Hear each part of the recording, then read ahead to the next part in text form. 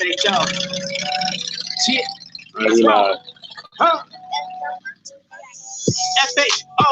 FHO. FHO. Sell in your radio. FHO. He got music and everything. FHO. Big sell on your radio. FHO. FHO. FHO. Big sell in your radio. FHO. Banger alert. Banger alert. Big sell on your radio. Big sell on your radio. Best podcast show since the Misfits couldn't carry on. But I'ma carry on and get the party cracking. The homegirl 7 carats known for text blasting. Get she on the rap. If you want action, 800 plus, it's a known fashion. Keep her back up playing cause some wheels cracking. Big sell can keep it real. What a passion. All gas, no break, in and out of traffic. You see your brother on a hole, respect the passions. Whether they outlaws, outcasts. Big sales top 5 when you in traffic. Roger, mind your business, stay in your own lane. Respect others in the set the game. Spread black love the old-fashioned way. You miss the West with the South, this a master pass. FHO, FHO, FHO. Big sell in your radio. FHO, FHO, FHO. Big sell on your radio. FHO, FHO, FHO. Big sell in your radio. FHO. FHO, FHO, big sell on your radio. Again, appreciate y'all, man. I love you guys. Thank you for the calls. Thank you for the donations. Don't forget, man, support the channel, support the platform. I need you. I ain't gonna tell you no lie. And again, man, I love you guys. Don't forget the 5 things I'm gonna leave you with. Ride your own ride, stay in your own lane, mind your business, have enough love in yourself to have some love for me. We're gonna ride for love and let it ride, man. We gone, man.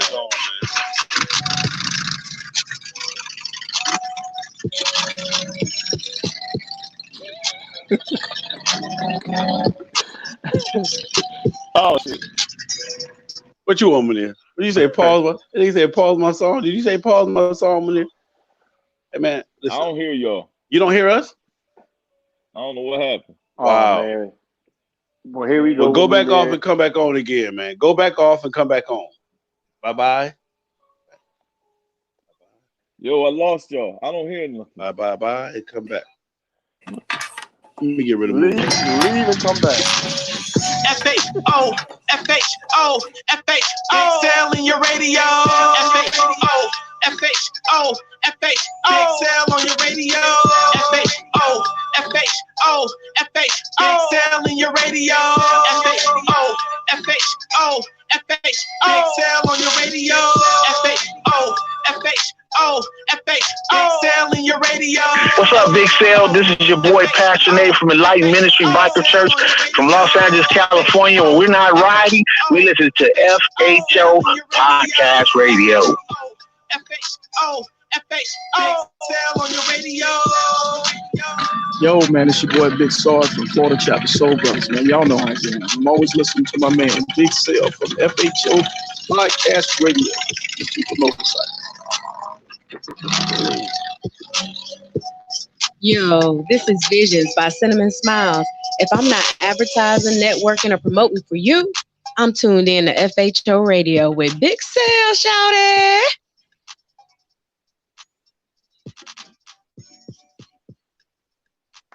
Are you back, Moo? Are you back, Moo? Munir, are you back? Munir. Ricky. Yep, I'm here. Moo, we can't hear you, Moo. Moo, we can't hear you, Moo. He having volume problems. Man, that nigga get it. Anyway, ladies and gentlemen, boys and girls, women and womettes, and my darker peoples and peoplesettes, and my other Americans, everybody, man, what's going on? Happy Easter to you. Whatever it means to you, I just know me and my family, we ain't chasing no bunny rabbits and looking for no eggs, man. You understand me? So whatever that means to you, happy Easter to you, man. Enjoy your Sunday. I got some special guests in the building, as you guys can see. Hey, man, we got a hot topic tonight, man. We're going to go hard tonight. Y'all know we're going to keep it 100, man. Say what you want to say, but watch your mouth. Just know, like Erykah Badu, you know I'm sensitive about my shit. You understand me? So understand, man, and respect each and everybody, man. And Munir, we can't hear you, Munir. Let me boot you off so you have to come back again, because Munir, you tripping, man. You know what I'm saying? Kick you from the studio, man. Boom. Bye, Munir. Bye. Come back again when you get it right. Anyway, that's my man Moo, man. So anyway, special guest in the building. Listen, man, let me tell you something about this cat before we even get started. I've been knowing him since he's about this tall.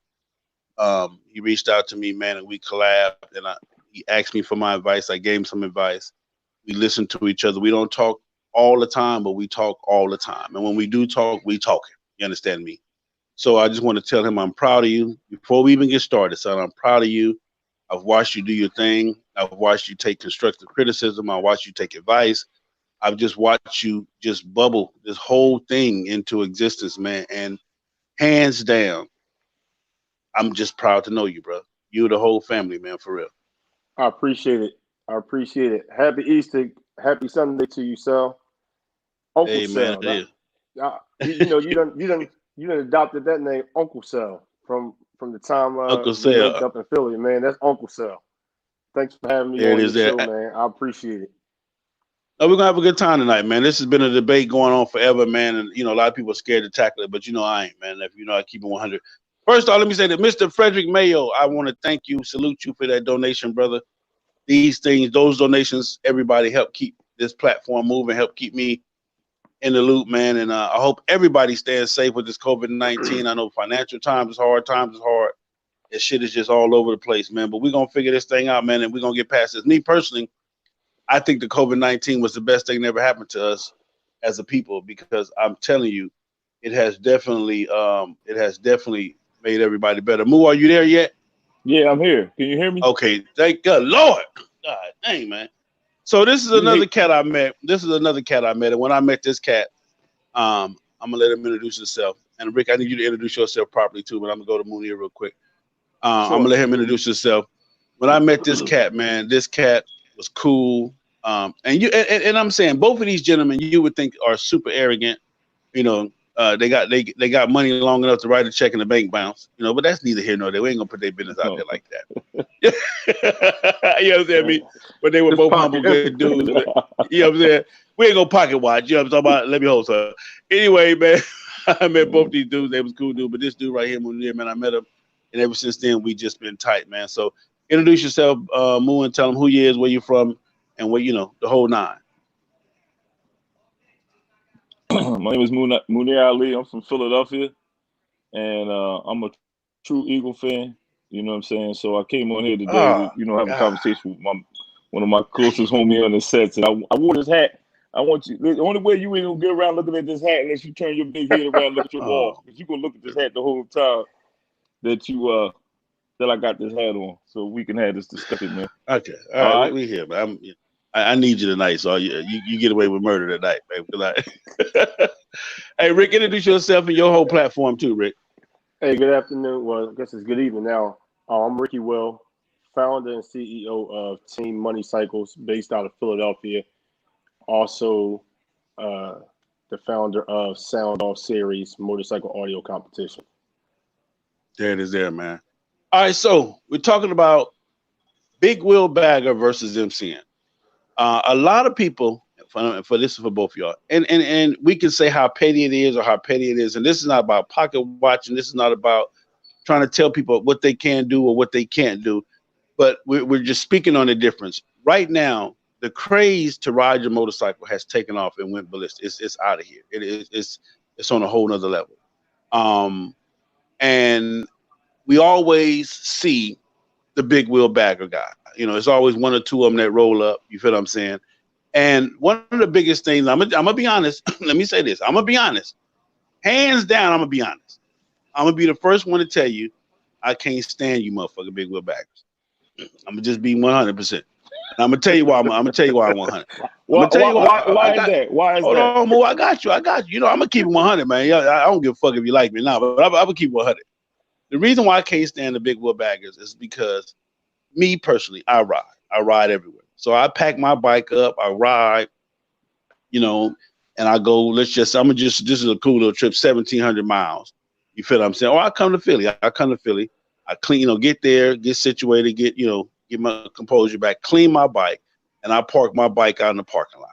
Okay. And I'm, my bike clean is, as clean as what clean is for my bike. And, the people that don't know, the motorcycle enthusiasts, the public, the crowd, they see my bike, they're like, oh, that's cool. But then one of you motherfuckers roll up. Bike raggedy as a motherfucker. Bike raggedy, chrome ain't worth shit. You understand me? The whole 9 yards, but it got that big old pretty shiny wheel in the front of that motherfucker. You understand me? And when you pull up, you steal a motherfucking crowd, man. I don't give a fuck. You steal the motherfucking crowd. They be like, ooh, that motherfucker hard. And I'm looking at the motherfucker like, this raggedy son of a bitch right here. But sell a motorcycle. But sell a motorcycle is a motorcycle. No, sir. What I'm saying is listen. Let me finish, because I'm telling you, this shit didn't happen. And I might be the only one that's going to admit it, but I'm telling you some real shit. So anyway, so now the crowd done switched from, look, and everybody love attention. Hands down, I don't give a fuck. If you're on a bike set and you done pull it up somewhere, you love the attention that your bike get or don't get, whatever it possibly could get. So this me being vain right now. I'm just saying. So they went from looking at my bike. My bike is all put together, all the pieces matched, front and back wheel, everything matched, all the floorboards, and then this motherfucker pull up.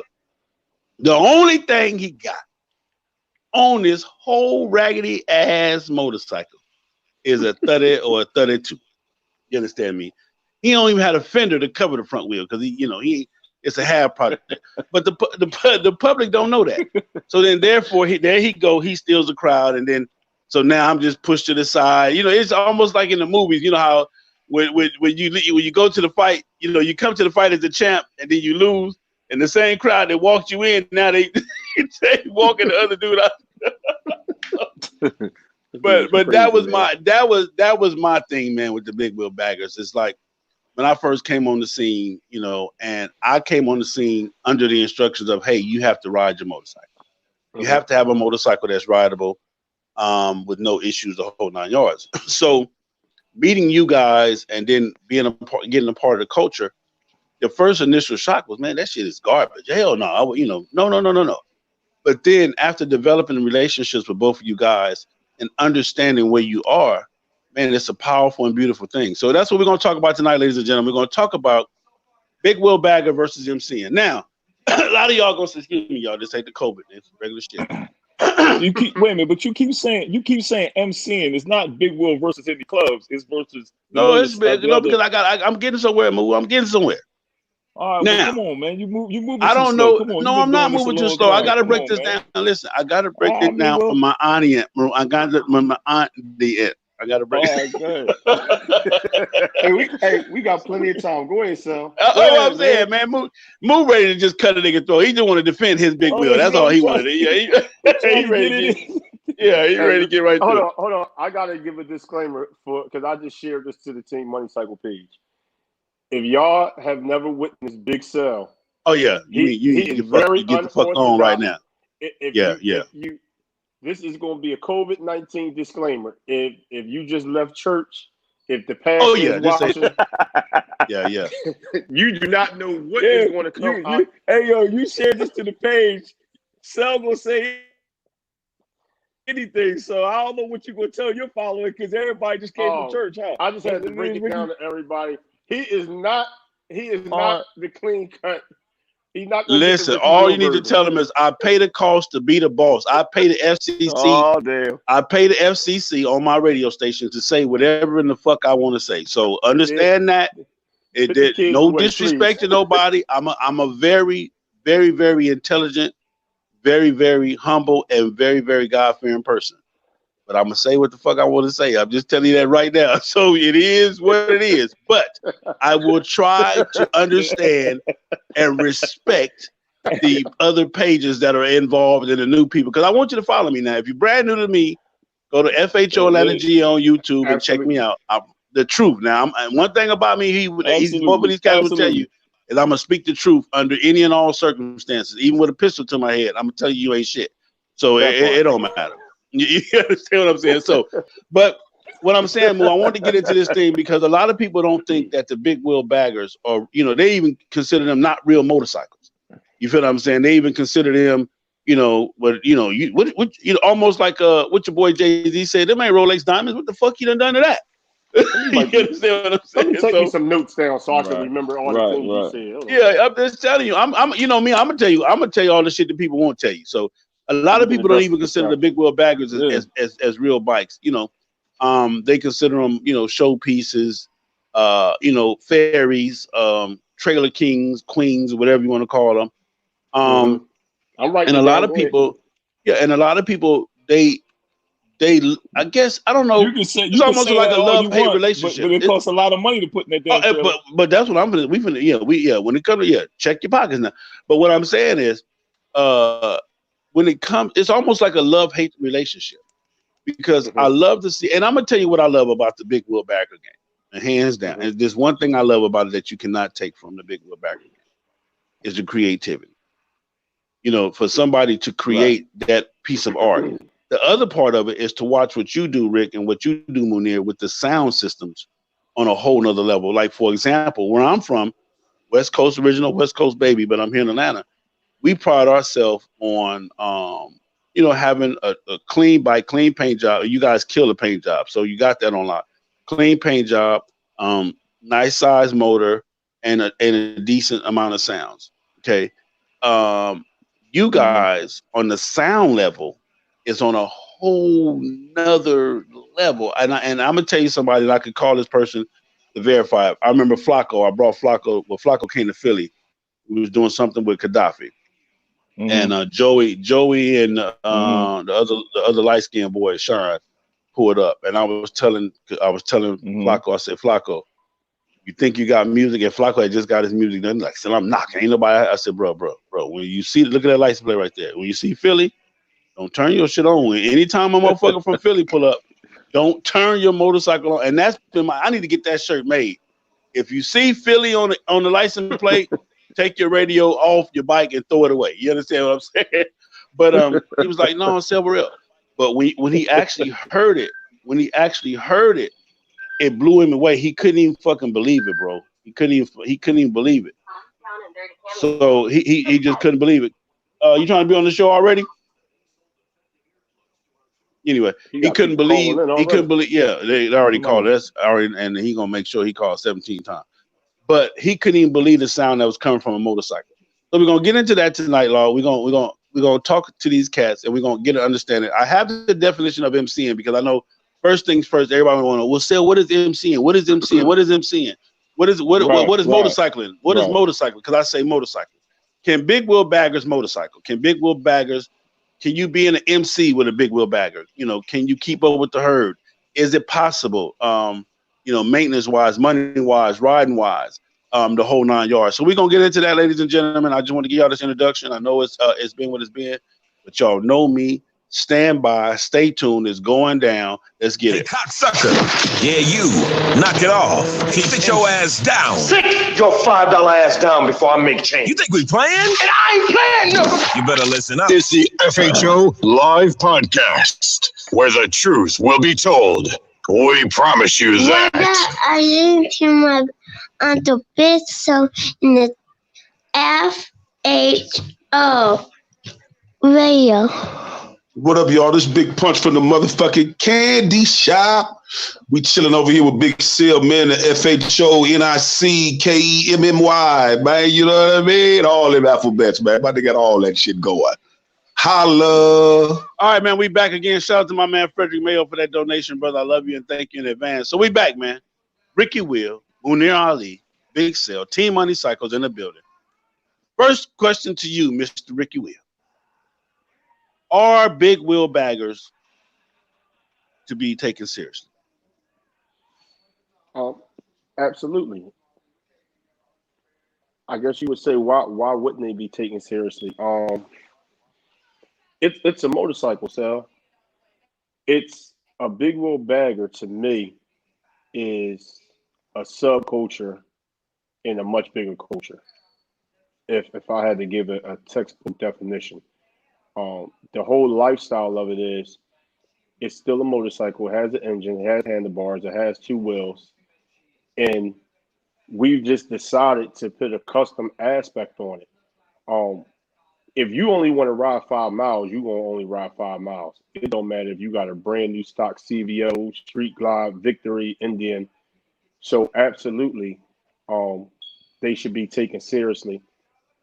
But you have to have you have to have an open mind to it, and you have to appreciate the time and the resources that go into building a big wheel bagger. For me personally, what I like about the whole big wheel is there's a euphoric feeling of going to the dealership or auction or wherever you go and find this Harley, this black Harley that looked like 500 other black Harleys in the parking lot, and to take that canvas and to sit down with your painter and the wheel company and the bag company and say, okay, I'm gonna put these bags with these side covers, with this gas tank, with this headlight. That is a step to cut the frame and get the rake and the trail and stuff right so it can go down the street safely was a challenge. So a lot of ingenuity and innovativeness went into being able to design these things. So I think we all have to appreciate what it is. You don't have to like something, but I think you should at least appreciate it. Munir, question for you. My question for you, Munir, is when you buy a motorcycle to enter into the big wheel bagger game, do you consider yourself ever to be a ride? Like, did you buy a motorcycle to ride, or do you buy a motorcycle to say, hey, I'm finna fix this trick, I'm finna fix it up with the intentions of never being able to ride it? When you buy a motorcycle, and you've been in this culture, our culture with the big wheels and the paint jobs and stuff, your whole mindset is to be different from others. And what I mean by different is you're not going to have the same paint job. Most of the time, you're going to have a different version of music. You're just being original of your creativity of being different from a stock bike.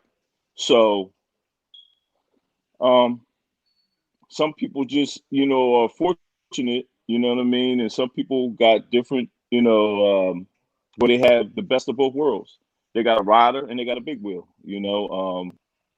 and I think that, most of the time, people want to stand out from the rest, and they take their stock bikes and they spend all this money to get all this aftermarket accessories to be different from, the average bike off the showroom floor. And you know what? I got it because I'm looking at the comments What on you the got, laptop.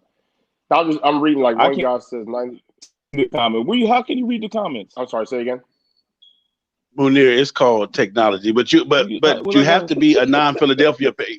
Only for non-Philadelphia fans can they see the comments. But we'll get into that, Munir. Don't listen. Don't disrupt the show. No more. So go ahead, Rick. Would you say? Nah.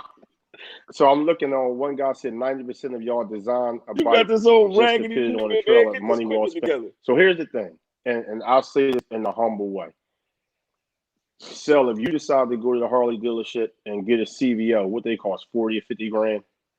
About 40. And you just 40 grand, you decide to ride at the Collie.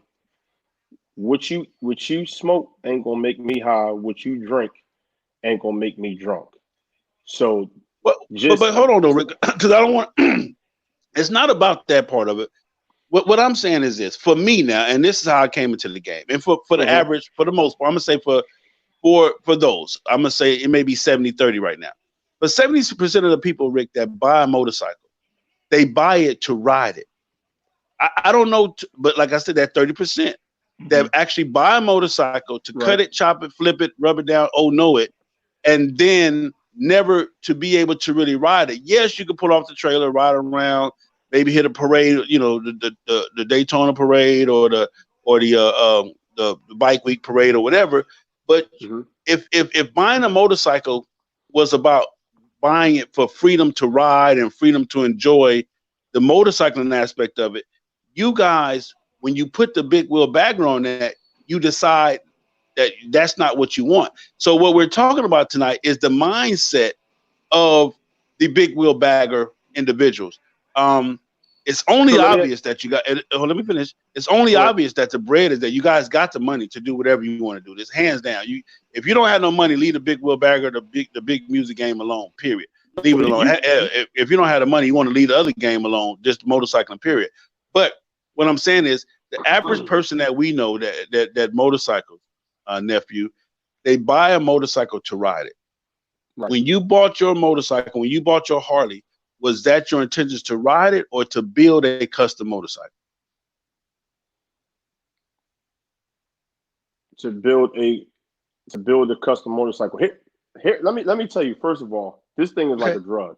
When I bought Summer, the blue one with the pink wheel, Summer went from having a stock wheel on it to a 21 to a 26 to a 30 in a matter of under a year, because it's just like you get addicted. It's like a drug. With the speakers, you go from I'm only going to do 2 6x9s to 3 weeks later you got 2 10s, 2 8s, the subs, so you got an all-out bike, and now you end up buying another one so you can ride because you've overbuilt. So again, you don't know where it's going to take you. Most of these guys, if you follow the big wheel craze, a lot of people start off with these bikes just saying, I'm only going to put a 21 on it. I'm only going to put a 23 on it. The next thing you know, you up to a 30, and you like, damn, I got to go buy me a bike, a daily rider to ride. And some of these guys, and it's not listen, let's remove the who got money thing out of this equation. It ain't about who pockets deeper. Some people, you really don't know what people finances are looking like. People financing they wills, they bags. You don't know if they put on a credit card or what. So let's just take out people's financial situation out the equation. However you paying for it, that's on you. You know what I mean? But what I'm saying is, a lot of the big wheel bagger guys have more than one motorcycle. So first off, how can one assume that 130-inch big wheel bike is that man or that woman's only bike? And how do you know that person don't ride that bike, from state to state? There are guys that's riding 30s pounding. There are guys that got 26s that ride them just as much, if not more, than guys who are riding on stock wheels and 21s or what have you. Well, I put it like this, and I'm gonna say this for the record. I've never pulled up at a gas station nowhere out of town and seen a motherfucker fill it up a 30. You putting gas in a 30. So, but I'm saying, but we do have evidence that one has been ridden from Miami to LA. My boy from Rare Breed at the time, he did it to show that he could do it. It beat his ass up. He got rid of the motorcycle. I mean, he immediately went and bought another motorcycle. Bro, but what I'm saying is this: you're gonna be hurting because the riding position, the way that I'm not ground pounding nowhere like that. That's 30 ain't no joke. I'm gonna keep it real. I ain't built for it. I don't know how to do it. I don't know what rain gear to wear. I don't know nothing. Yeah. You ain't gonna never see me out there ground pounding like that. That's what I said. It's different levels. So that's okay. So let me ask you this question, Munir. When you bought your motorcycle, Munir, you bought your motorcycle strictly used, going straight custom. It was never to ride. It was never about the passion of.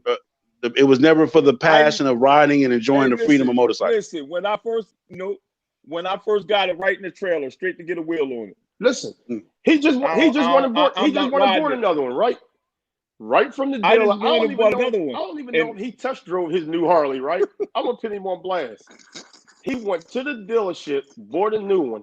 He ain't bring it out yet. Put it in the trailer, took it home. Because I took the bike apart. This that paint. This that. I mean, hold on. I'm gonna show you the bike. Hold on. I think that's the craziest. Hold on. I'm gonna show you what I did to it. No, but what I'm saying though, Munir, what my question is though, is the attitude. What I'm saying is this. So it's what I want to get to, I think, guys, is the attitude of the individual. Look what I did to it. Look at that. Hey, Sal, look what I did to it. Don't even make no damn sense. I stripped that hole all the way down.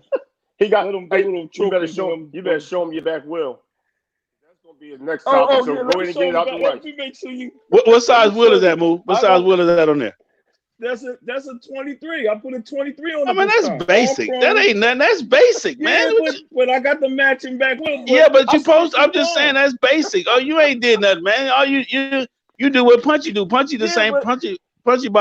Punchy by brand. Punchy just bought another brand new CVO, stripped it all the way down, powder coated the frame, motor, train, all that. So you know you supposed to do that move, but that's not the question. The question, what I'm saying is this: for you, Moo, you're saying that hey, I am never. My intentions are, and I never had a desire to ride state to state or to do long distance riding. No, I will ride. I'll ride a certain distance, but I'm not riding California and Myrtle. I'm not doing all that. I'm not doing it. I'm just not built for it. I just. Hey, I'm gonna tell you. I cramp up easy. I get uncomfortable. I'm just not built for riding like that. That's just me. I don't know what it's not that I say I can't do it, but I don't. I would. I don't know. I don't know, man. I don't think I could last that long. Hey, so I would like to try it. I'm not going. My first shot. I'm not going to do a. I'm not going to do. Hey, Ricky, you wouldn't even know how to get that far. Stop it. So you mean to tell me you want to try to go where? You to let California? me talk. You know the way an interview goes. I'll talk. Yeah, I'm just saying, but you ain't. I know for a fact that you ain't stopped. Come on. I'll wait. You wait. And then I'll talk. Go ahead. You barely can make it. You can barely make it to Virginia, let alone goddamn California. If you let me talk, so stop. All right, go ahead. Now, I've been talking to Sel. Don't get on here. Let's not get on here. Let's not get on here. Offline. I'll say it. Listen. Here you go. Let me talk. Mute his microphone, please. I'm gonna have to take some baby steps, right? I have a rideable motorcycle now, Sel. Now, what you gave me some tips earlier, right? Yeah. Yes. Your baby steps in South Philly. Your baby steps in South Philly. I went out today. I did me about a little quick 85 and 90 miles. I know they ain't a lot for you, but I commute more miles during the week than some of these stock motorcycle guys do on a regular motorcycle. So we ain't going to talk about that. If I could commute every day about 100 miles round trip, you look at the clock, that's about 600 miles, 500 miles a week. Yeah. Some of these dudes ain't out here riding their motorcycles like that. So, and these are your crews, the stock motorcycle guys. I'm doing it now on a 26. Will I take my 30 bike across country? Hell no. I'm gonna be uncomfortable. It's too much weight. But what I'm trying to get to, this is what I want, because this is what I'm saying. So can you, and we're talking about MCing. First of all, let me give you the definition of motorcycle so we can get that out the way, because I know everybody been wanting to hear that. The definition of motorcycle, when you say, are you motorcycling? The definition of motorcycling is an individual that loves motorcycles, period. Motorcycling is the definition of motorcycling. I'm motorcycling. So that's what I'm saying. So that's what I'm saying. Now, when it comes like what Rick said earlier, this is the motorcycling is the tree. Every tree got branches that branch out and do this and do that. Seeds fall and then this seed mixed with this seed, and now you got a whole nother brand of a tree, but it all stems from the original tree, which is motorcycling. So motorcycling is anyone or any shape, form, or fashion of love for the motorcycle, period. Like I said, then it branches off. The thing about it is, again, us that ride, to us that ride, we will never do what you guys do to a motorcycle, because it takes away from us riding. That is our desire, that is our passion. Munir, you have already stated that I'm never going to be that kind of rider. That's not what I'm in it for. So what I'm trying to do today is I want to kind of bridge the gap for everybody to understand that we're all in the same game. You just wear this color, I wear this color, but at the end of the day, we're all in the same game. That's number one. Number two, that motorcycling has less to do with riding than it does with the actual love of motorcycling. Because let me tell you something. The shit that y'all do to the motorcycle, to take a brand new motorcycle and cut it. Oh my goodness, I can't even imagine the switchblade on my seat, let alone to take it and cut it and modify it and stretch it and rake it and do the whole 9 yards. To me, that's a hell of a thing to do. That takes a lot of it just takes a lot. So it's all aspects of motorcycling. But what I wanted to do was get into the understanding of, hey, did it start off that way for you, Rick Munir, when you got into the motorcycle game, when you said, man, I'm finna buy a bike, but I'm not finna ride it. I'm not buying a bike to ride it. I'm finna buy a bike to customize it. That's what we're trying to get down to. You want to go first, Mo? Go ahead. I got into motorcycling. I was born into motorcycling. My dad was a motorcycle rider, a drag racer. So as an infant, probably 3 or 4 years old, I was on a bike with my dad, and I just fell in love with it. So I had a 4-wheeler. Then I went to sport bikes. So I was in that era of, and Munir and I from the same city, where you wanted to get on the highway and go fast and turn 95 into a racetrack, in and out of cars and all of that. And then I got into drag racing and did that. And I think that just took my level of creativity for a motorcycle to another level, because now you buying a booster and you going straight to Bob Carpenter, getting the motor taken out. You got 3 miles on it, and it's at Carpenter, getting the upgraded engine and swing arms and nitrous and all of that. And then I chilled.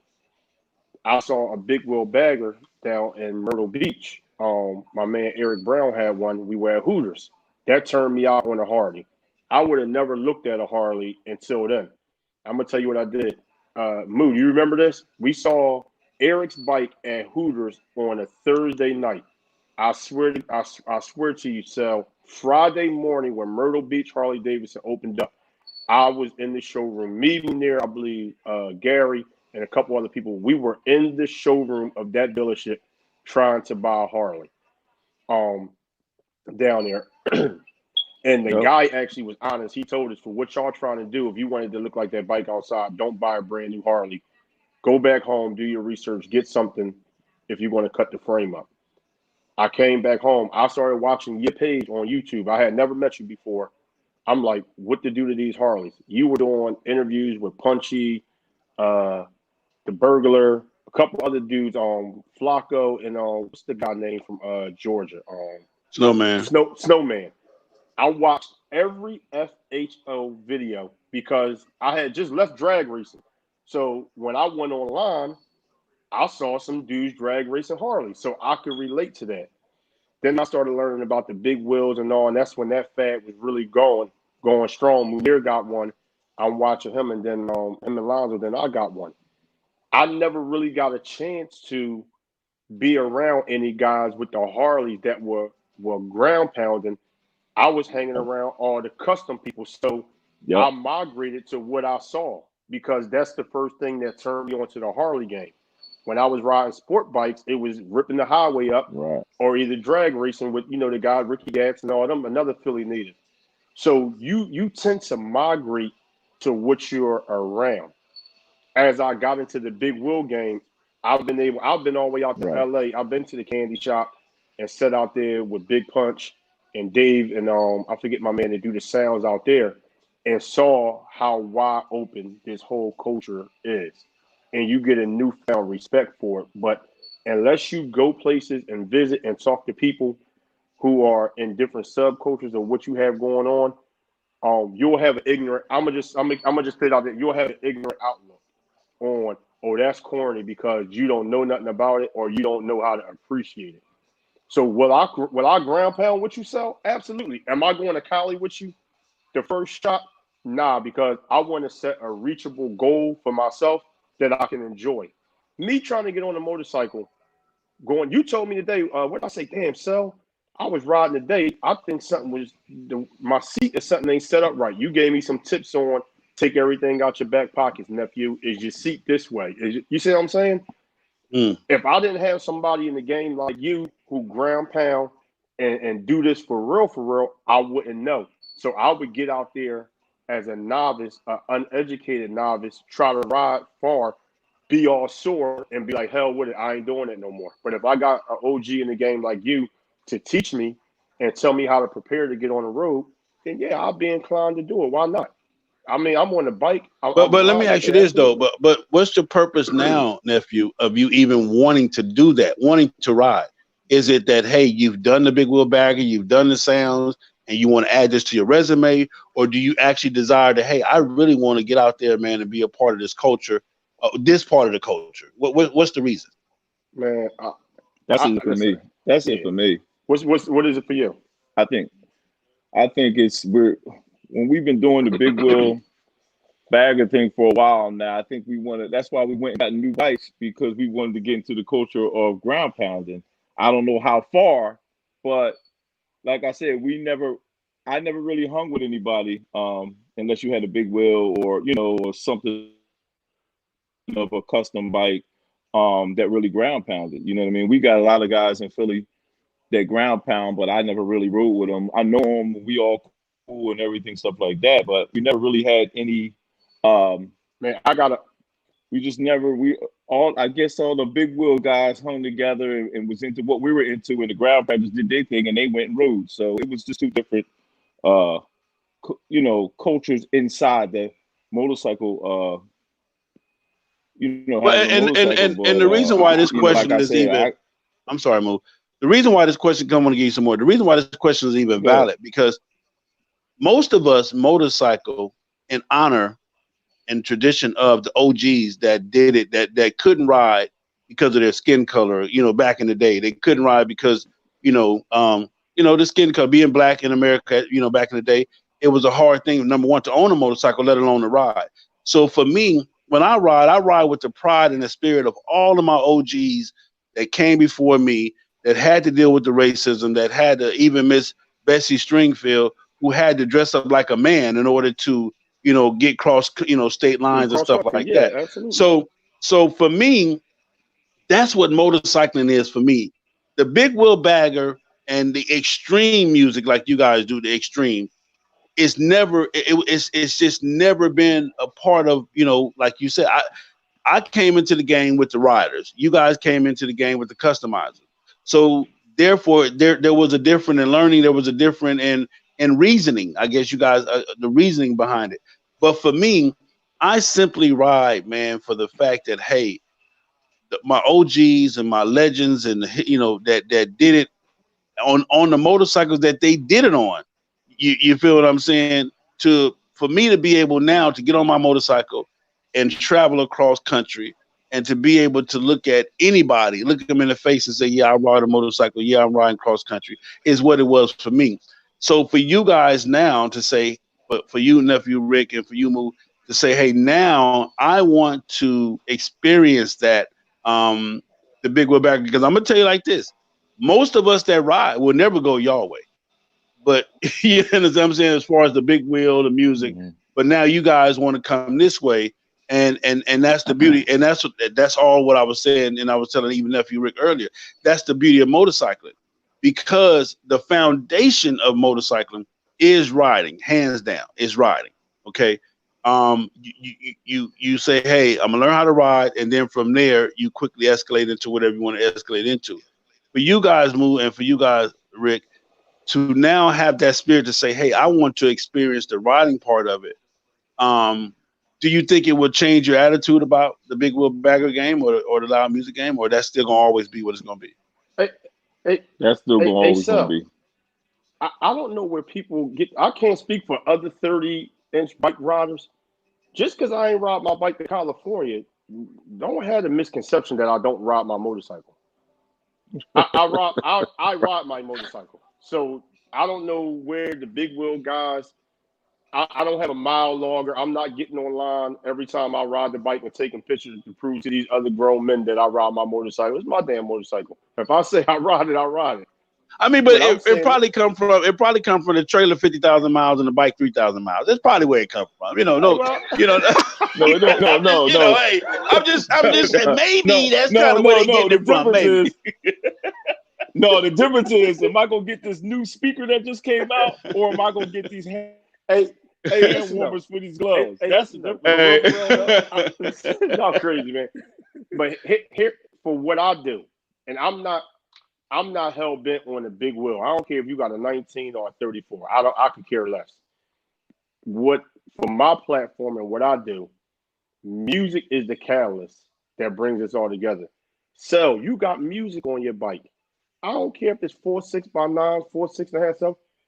No, he got music. He ain't got no real music on there. He got something. He got something on there, but he ain't got no music on there. Don't give him too much credit. You falling into the trap.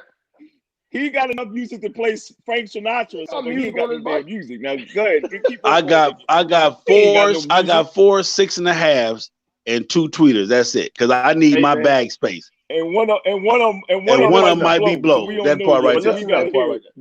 Does it allow you to get on the open road and put some tunes on, whatever you listen? What you like to listen to? Parliament, Funkadelic? What you listen to? I mean, I'm old school, man. I'm Temprees, the Dramatics. You know what I'm saying? Some Luther or something. You know, I fuck with Parliament too. Yeah. All right. Hold on. I'm going. But can you hear it while you grandfather? Yes. Can you really hear it while you grandfather? Yes. The music. So you feel good when you doing what you love to do, whether it's 50 miles or 500,000, 5,000 miles, whatever you're doing. You got that music on. You feel good, right? Same thing with me. When I'm on my 30, going however many miles I decide to ride, I got my music on. The key word is however many. Yeah, my many. My much and your much is different. My much. I got my much. You gonna get that on a t-shirt. My much and your much might be different. But that part right there. Well, hold on. I got a question for Big Sal. I got a question for Big Sal, right? Yeah. So my question to you is, for guys like me that don't know how to ground pound, I'm gonna keep it real. I never really ground pounded like that. Can you show or take your show outside, or take your show to show people what to wear, what to buy, what to prepare for in the weather conditions? I don't know nothing about that. You know what I'm saying? But Mooney, you just told on yourself, because you just said you don't watch none of my videos. That's what you just said. So all this preaching and teaching I've been doing, you just said on my own national syndicated channel. Hold on. So let me ask you a question. So, hey, Big Sal, let me ask you a question. Yeah. So you actually came on here and say, "Hey, man, I'm at Harley. These are the boots that you get if you want to keep your feet warm." If you ain't talking about no music, he ain't watching. He ain't watching. So Munir,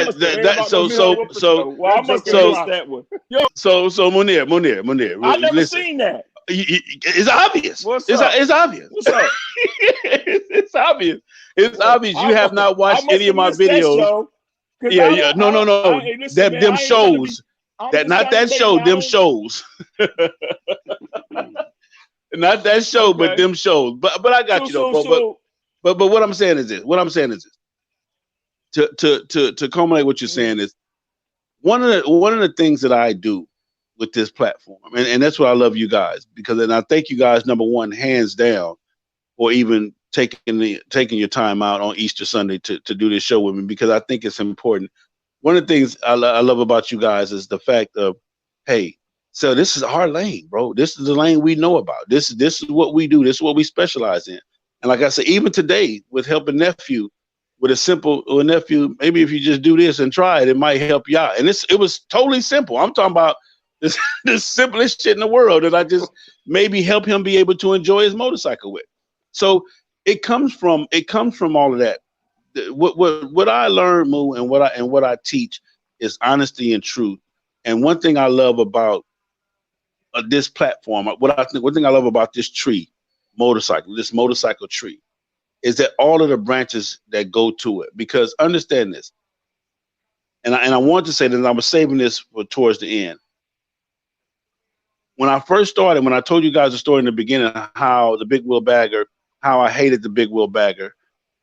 Now I'm gonna tell you why I love the big wheel bagger, because I've come to understand that, hey, there's different levels, there's different branches into the motorcycle game, and we all fit in. Mm-hmm. What you love in a woman, I might not love. What you like on a broad, titties, ass, I might not. I might just love the mouth, whatever it may be. But at the end of the day, it's all right. What that mouth do? Goddamn. Anyway, I'm just saying, whatever it is. Let me want to sit that on. Hey, whatever it is, man, is what it is. So I've come to appreciate you guys, and I've come to understanding the art of motorcycling, because that's what you guys are. You guys are artists. You guys have taken something that was already drawn and said, "Okay, let me remix this thing and let me put it together." And a lot of times people misconstrue me because I jump on you guys. Hey, y'all ain't riding no motorcycle. You know that, Moo. We always joke about, Moo, when you gonna ride your motorcycle and this and that. but it doesn't mean that that's a personal that I'm not messing with you. That's just where we are. That's what I do. So I wanted to take this time and use this platform to tell everybody, hey, ride your ride. However it is, if like my nephew just said, my ride, your ride, my little ride, my long ride, your little ride, your long ride. These are still our rides. You understand what I'm saying? So however short, long, or indifferent they may be, it is what it is. And it is to be respected.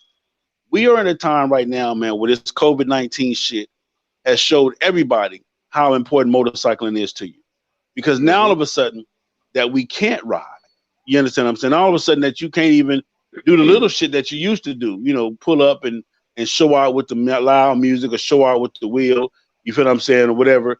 Now that you can't do that, and it's kind of been restricted. Now everybody wants to ride it. Should I take a 30 right now if I can go from here to California? I try. Just let me ride my motorcycle. You understand what I'm saying? So that's the beauty in the whole thing, man. And I just had to learn that. Listen, man. Just because you like a light skinned big booty bitch, I might want me a dark fat bitch that's with low self esteem and high credit. You know what I'm saying? That's just I'm looking for the easy way out, man. I told y'all this was gonna be unfiltered. Hey, man, I'm just saying, man. However you like yours, how you like yours. If you like a Philly, if you I got a question. I got a question for the people. What you got? All right, sir, we get the point, man. I got. All right, we got this, sir. Hey, I got a question for the people. Go ahead. So there's a difference between ground pound and riding, and I get that. But can your bike actually get wet in weather conditions? Can yours get wet? Mine. No, we already know your bike can't. My bike now, and even now, one of the things I've been preaching on with this new radio that I just put in my bike, the Sony 7000. I'm kind of regretting putting it in there. Moo, we done lost you again, Moo. Moo, we done lost you. Can't hear you. There you go. Every time your phone flip out. Yeah, go out and go back in. Yeah, you're gonna have to go out and go back in. Let me kick him. Yeah, but with this new Sony 7000, that's been one of my biggest issues, is because my bike has sat in the rain, in torrential rain, for hours because we done pulled up at a hotel and they won't let us park up underneath the the canopy thing. So we actually had to park out. And my bike has taken a beating, but it's set up that way. You guys' bikes are not set up that way. You guys' bikes would not last with any of that. So my new bike can. If I would definitely have to fit the what they call them, like the lid condoms, like the speaker lid covers. As long as I put those on there, I'm good. Because the seat, that'll be my biggest issue, because I got that suede, that Alcantara material, it'll hold the water. But if I could cover the seat up, I mean, yeah, I would. But see, and that's the thing about a rider. When we're on the road, we can't be worried about that. You can't do all of that. So, yeah, we can't be. We because every space for that cover right there that you want me to pack that cover up with, I need that space to put these drawers. Exactly. You know what I'm saying? Or these socks. You understand what I'm saying? So, and that's the difference, man. That's just the difference in the element and the level of everything that's going on, man. Again, gentlemen, my thing is this, and I'm gonna ask you guys, and I'm gonna ask Moo this again. So, Moo, even for you, you're saying, hey, I might not want to ride to California, but what is it now about motorcycling that you want to ride now? What is it? Why now? Can't hear him. Oh, we can't hear you. We can't hear you. Can't hear you. Can't hear you. You pull him out again. He's gonna have to come back out, and I don't know what you're doing, Moo. Every time you do, but anyway, I'll answer it for you. So I'm gonna tell you, the 30-inch wheel for me is not what killed the ride on the motorcycle. With the 30, you don't want to get stranded in the middle of New Mexico and can't get nobody to know how to mount that tire or try to order it and get one readily available. But what kills it for our bikes is not so much that big wheel, is when you start adding subs. I had 3 batteries in midsummer, right? 3 AMG batteries in the tour pack. They were 25 pounds a piece. So that's 75 pounds of batteries. Then I got amplifiers. Then I got 2 10-inch subs in the bag. So each bag probably weighed a good 100 pounds. You figure you got 300 pounds of audio on the bike.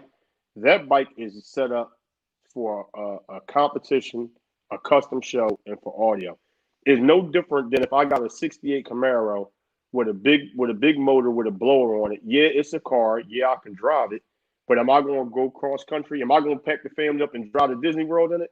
No, because it wasn't built for that. But I may have a conversion van or a minivan that I'm going to get in the car and I'm going to drive. It's the same things with the bikes. Like my dad always said, you got to have one for the reason, one for the season. So now I like that. So one for the reason and one for the season. Okay. Exactly. So now that's why I have a bike that is rideable.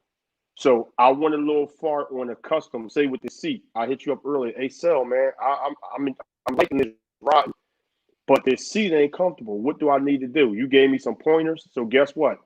I'm eager to get back on. If it's nice tomorrow, do them tips that you gave me and see, okay, let me see if I can ride a little bit further. Now I'm comfortable. If you love motorcycles, you love motorcycles, period. It's in you. You know what I mean? You got to work your way up and set some new challenges for yourself. I've met all my challenges with the big wheel and the audio, to be quite honest with you. Like, it, because it's part of my brand, like, you know, I'm keeping that going. But I went all the way to LA, got in the rental, and went to go see Punchy. Because I wanted to see what that Cali culture was about. You know what I'm saying? When I did a water drive up in Michigan, it was an OMC club. When I said I'm going to need some help, and I put it up on Facebook, an OMC club came and helped me. I didn't know these dudes from a can of paint. They took me to the clubhouse. I walked in that joint, so I was like, this. Okay. This is different. But the love, the community service I did with them cats, they was telling me about getting on the road. They said, hey, man, you ever sleep on your motorcycle? I said, did I go, what? They said, man, we just ride, and sometimes we just pull over and go to sleep. I've slept at rest stops and everything. Yeah, I've done that. So listen, to sit back and hear those stories, I appreciate it. I was like, damn, like, that's real. They were breaking down to me the bond of the brotherhood of being out on that road, trying to make it to the next step, the next state pushing. We have stories similar to that in the big wheel bagger game, on going to shows and watching this person go from having the stock bike. But y'all stories probably include, you know, trailer. Y'all probably got stories about who trailer broke down. We had to sit on the side of the road to fix Munir trailer. Oh yeah, we got all that. Listen, we couldn't get a 12-inch reel. We couldn't get a 12-inch wheel. You know what I'm saying, for the trailer. We couldn't find the bearing the ball joints or whatever. You know, I mean, I understand. It's almost. You see what we doing? You see what we doing right now? Yeah, it's still camaraderie. We breaking each other's stones, but at the end of the day, I respect what you do, Sel. To ride a motorcycle, listen, you have a movement. You know what I mean?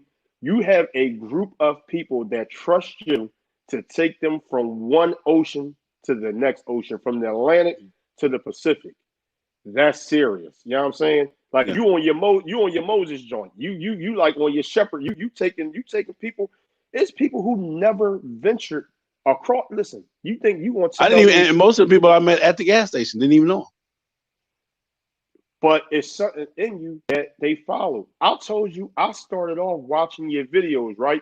When you came to, I met you at Kings of the South down in Atlanta at this show. Man, you was walking through the parking lot. You had an entourage behind you. I thought you was like Mayweather going into the ring about to fight. And I just stepped back. I'm looking like, that's the dude I was following 2 years ago on YouTube. So to see where we are now, those were seeds that you planted, and look at the different relationships that cultivated. Who ever thought that I would have a platform, you would have a platform? Munir went from competing, you know, we were just having fun. Now he's a household name in the big wheel bagger game, audio game across the country. You got people that walk up to you and they want to, and let me just tell you, like you said, the whole the arrogance and all, like you, what we do on these cameras as being influencers for the game, that's like any reality show. If you catch any of us, yourself included, at any event, we the most down-to-earth people. We're going to talk to you. If you inbox me and ask me a question about speakers, people think I never sleep. It'll be 4 o'clock in the morning. Hey, Ricky, what you think about these 6x9s? I'm going to try to take as much time as I can to help you out and educate you on what to do and what not to do. And that's our job of this culture, to bridge these gaps. We could break it. We still all right, well, look, break we got to each call her other's real songs quick. We got to call her real quick. Call her, state your name, where you calling from. That's Chuck. What up, my man Chuck, man? What's happening, baby? What are Detroit's finest, man? You understand me? What's up, baby? You been all right? And I ain't making no noise. What Nothing much, man. Hey, let me tell y'all before he gets started, this is another big wheel bagger, person. So right. What's up, Chuck? Ahead, Chuck? My man Chuck. Yeah. What you got, Chuck? What up, baby? Turn your volume down, Chuck, so you can talk, because we can't. You echoing. You coming in after us. But go ahead. We ready for you. Go ahead. All right. What about now? You good? Go ahead. Hey, man. When I met Sel, man, we was in Tunica. All right. Can you hear me now? Yeah, we good. Go ahead.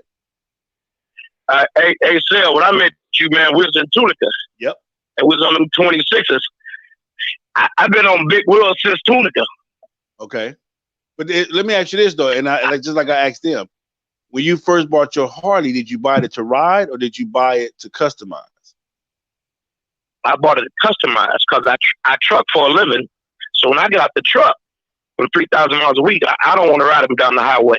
I want to get somewhere, park, drink, and enjoy myself. Okay.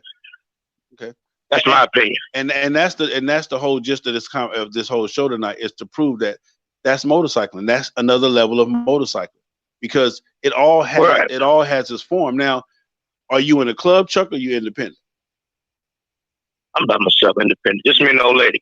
Independent. So would you ever consider joining a club with a big wheel bagger? No. Okay. Do you think you can join a club with a big wheel bagger? I don't even want to do a club. My father used to be a founder of Soul Star, so I watched that MC world. It just wasn't in me. Yeah. I mean, I'm not. So I'm just saying in general. I'm saying in general. Do you think a person can honestly hold their own in an MC with a big wheel bagger?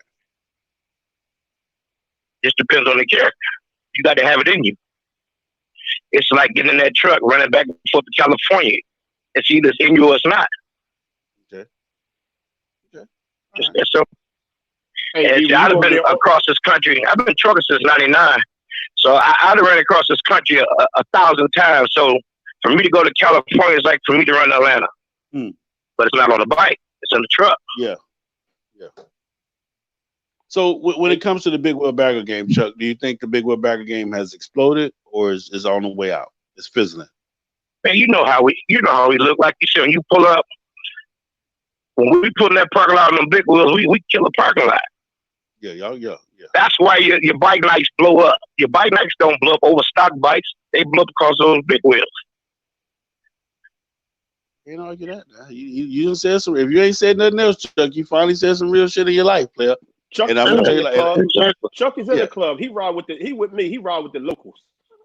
Is that what it is? Oh, here's what he is, local MC. He was the local riders MC. Yeah, we in the club. We the locals. We the locals. But I think what the people are getting tonight, man. I think what's amazing is to understand the whole gamut and the whole array, the whole different shades of color that this motorcycling thing encompasses. And I think for a lot of people, because I'm telling you, I was the one that couldn't stand you motherfuckers. Hands down, this motherfucker would. And man, again, you came to Philly a non-believer. I did because remember when you came. I did because I finally saw complete bikes with complete paint jobs and fenders and all the pieces match and the whole nine. I'm gonna tell you what turns you out. Listen, quick story. I picked you and Queen up from the airport, right? We went and got some cheesesteaks. Y'all went to the hotel. Y'all got settled in. We went up to my man's shop when we had the meet and greet. That Friday night. Tell me, them trailers was pulling up. Now their bikes was in trailers, but did it look like drag racing? The scene was the scene was live. Now the scene was live. The scene was live as fuck. Like, I understand it. The same shit y'all do with the music competition is the same thing we do with the race competition. Is the same thing we do with the no back wheel competition. When you pull up with the no back wheel and the non-matching back wheel, that's the same shit. So that's what I'm saying. What turned you out when we took my bike midsummer, it was together. and some trash talking. And y'all put that bitch together in less than 24 hours. We stripped that thing down and built and stayed in that shop. We didn't leave till about 3 a.m. when I took you back and they were still working. You said, "Yeah, y'all crazy up here." Yeah, I mean, Rick, but I'm check saying, this out too, Rick. Go ahead, Chuck. What's up, Chuck? You got a lot of people trying to power to Atlanta. They get there, party all weekend, and can't ride back home. That's $300 a spot. I ain't got no problem bringing you back home if you can't make it. So I'll take that trailer and leave 2 spots. That's 600. That 600 pays for that fuel. Here y'all go. So everybody ride down. They want a pound. I've had people try to ride down a pound. Chuck, especially you're not women. Finna get no ride shine. down. You're not going to get no shine. You're not going to. Well, hey, listen. I've had people ride to Georgia. Yeah. Couldn't ride back home. I keep that spot open. 2 spots. That's 600. I got to have that. Listen, see what I'm saying with that bullshit? Did you see what I'm saying? But anyway, hey Chuck, I appreciate the call. Let me get somebody else on the phone, man.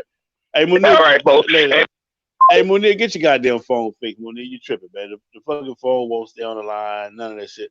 But what I'm saying at the end of the day, man, I love what we did tonight because it just all came full circle for me. Like I said, when I came to Philly and saw the hype and saw the whole entire attitude. Hold on 1 second, caller. Only girls did pleasure being there. Okay, hold on. Let me get you on, Miss Lady. Caller, state your name. Where you calling from? Detroit. This is who? Jay Book. Oh, what up, Book? What up, Book? Detroit. What up, Book? What up? What it do? What's up, Boogie? I just want to, hey, what's up? What's up, Rick? What's up, fam? I just had to call in. I was looking at a lot of the comments as y'all were talking, and y'all my family, so I get in my feelings when I see people talking shit about y'all because I know how far y'all done came. But I just want to say, just keep it up. I mean, that the things that y'all do with that Team Money Cycles, we have so much fun together. It's like we like a family. And my thing is just ride your ride. However you feel like you want to ride it, just ride. Well, and that's the thing too, though, Boogie. The other thing, Boogie, is that Munir, now we can hear you, Munir, but you turn your phone down. All right. Yeah, we got you. Turn your phone down. So, but Boogie, that's the whole thing about it. That's what Rick was just saying, and I was just was confirming. Whether we doing some big wheel bagger shit, some big music shit, or some racing shit, or we at the gas station on some pounding shit, it's all motorcycle. Mm-hmm. It's all motorcycle. You know me, Phil. You already know what y'all call me, right? Yeah. What we call you, J-Bro? Cloud pounding. She gonna floss to Boogie gonna floss to the event. What's up, man? Boogie? Listen, man. Hey, but I support everybody. Yes, she do. Yeah, that part. Well, What's I appreciate up, the call. And I'm coming on the plane. That part right there. Hey, what's up, Moo? What's up, Ricky? All right, talk to y'all later. Yeah. So it got to be Munir because he's the only one that came in with the static. Mo, your phone, man. It's man, I don't know what's going on. I'm just on the phone. I can hear Turn the y'all. volume down. Turn the volume down a little bit. How about that? All right, that's better. Yeah. That's better. All right, All right, so Mo, my question to you was because you didn't get a chance to answer. So now riding, whether it may not be all the way long distance, but why now? I want to do something different with riding now. I mean, I had my fun with the big wheels. I mean, I'm still having fun with the audio, but I just want to do something different on another level when it comes to motorcycling. So that's why I went and got a new bike so I can stretch it out and learn, and learn how to do something different with with motorcycle. That's basically what I was thinking, because we kind of missed that zipping down the street and taking a little long ride. Like Ricky took a ride today. I was pissed off I couldn't go because I took my bike apart, but I'm putting it back together though real quick so I can get back. But what about the other big wheel bike? You could have jumped on that, the Grape Ape, whatever it's called. Yeah. Hey, hold on. So you got, hey, Ricky, you got a whole motorcycle that you can't even. Listen, I can ride my bike. I can ride it anywhere I want to ride it. Now, is it going to be a comfortable ride? Probably not, but I can ride my bike if I want. So you done took a whole perfectly working motorcycle and then made it non-rideable. Look at Hey, call the station name when you call it from. I can ride my bike, man. And I'm going to ride it. Where you I'm call it going from, to make a video caller. to show you that I can ride it, but it's okay. Hey, this Kodak from Fort Bragg. What you got, Kodak? Hey, I met all three of you guys. I want to say you guys are some down-to-earth people. And being in a little bit of the MC community, when you in the club and you being a prospect, you can't ride a big wheel bagger and hang out with everybody else in the rest of the club. Okay, you said now. Repeat that again. Say that again. I said when you prospecting for a club and you show up with a big wheel bagger and it's time to ride, you're not gonna do well staying in formation with a big wheel bagger. Okay. Why not? Because when it's time to ride and stay in formation, you got to keep that formation tight. You just can't get in there with a big wheel bagger and do what everybody else is doing. Okay, so that answers the question of can you MC with a big? Can you join the MC with a big wheel bagger? That answers that question. That's what you're saying, that you're not going to be able to keep up. You're not going to be able to maintain. Depending on what type of club you prospecting for, no, you cannot. There it is. There. You agree with that, Monier or Rick? It also, I think, it depends on how good the rider is too. I'm gonna be honest with you. I'm not gonna speak on club life because I'm not in the club. I can't speak on it either. I'm a club affiliate. You know, I mean, I got some old heads that's OMCs and MCs, but what kind of formations are you talking about? Just okay. Well, put it like this: Can you and Munir ride side by side on both of y'all bikes? Y'all big wheel baggers. Hey, so, and I'll say this modestly: I could ride side by side with you and damn near have my saddlebag touching your saddlebag, whether I got a 30 or a stock bike. Okay, there it is. There, the rider. I got you. But again, I'm not going against Kodak because I don't know. Maybe the formations he's talking about. Only thing that big wheel bag I can't do is turn, do tight circles and scrape the floorboards trying to do a tight U-turn in the middle of the street on it because the turning radius is just off. But if we rolling side by side down the highway in twos at like 75 miles an hour, I don't. That shouldn't be a problem. But I'm not talking about. We're talking about first thing in the morning, leaving at. Go ahead, Kodak. Leaving at dark 30, leaving here, going all the way to St. Louis, Missouri. Tank to tank. Oh yeah, you gonna listen. After the second tank of gas, that big wheel back is gonna turn around and say, "I can't do it." Well, do you think it's because of the seating position? Is it how the bike is set up? What is it that you think is going to cause that big wheel guy to not be able to do it? It is an uncomfortable ride, let me tell you. Oh yeah, listen. On that big wheel, if your seat ain't right and your neck, you on that big wheel, you got like this. At least for mine, it was up a little bit. It just seemed like this was always my posture. Yeah. Where you kind of got to stretch yourself out because you I don't know, it's weird. Just if you ride a big wheel bike, I ain't gonna say you can do it, but you are going you're potentially going to be sore when you get there. Unless you have that bike set up with the right seat and all, I can see it's gonna be somewhat of a challenge. But I ain't gonna count them out. I think you could do it. Hey, Ernest Law, I'm looking. I see Ernest is watching. He said, I started with the 30 when I became a Detroit Kings of Harley. Were you able to pound on that 30? Hey, Sel, have you ever rode a bike with a 30 on it or 26?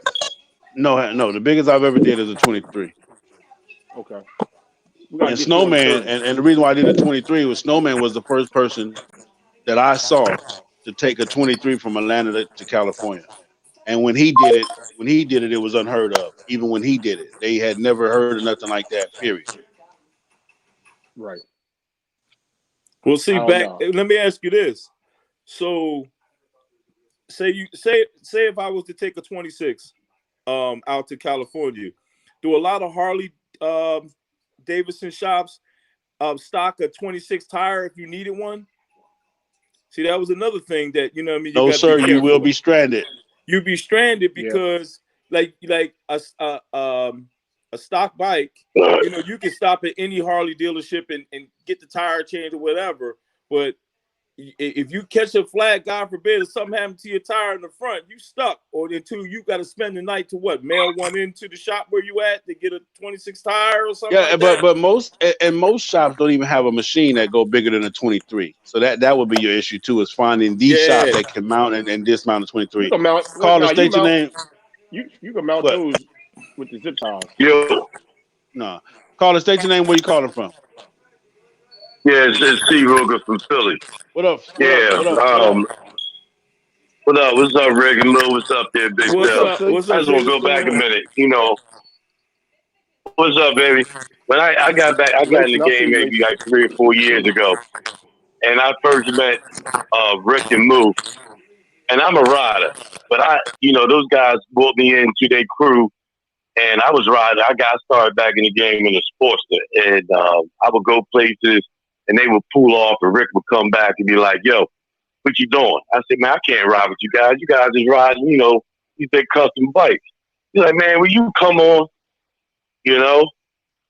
So you saying you couldn't ride with him because you had a stock bike? Because your bike wasn't as Well, I thought I didn't know. I said I thought I couldn't ride with him. But Rick was like, he would come back to me and say, "What you doing? Come on and ride." He said, "It don't matter what you got. You on tubes." Okay. You know what I mean? And, and I appreciate it because, like he's saying, the brotherhood was there. And I was just getting back in the game after like riding a bike for like 25, 30 years, raising kids. And I just started seeing these guys like on the street and beating a couple guys. I met a boy named Carlton J at a show. He had a funky custom bike, and he started hooking me up with the guys and talking to them. And I never got disrespected or nothing with those guys.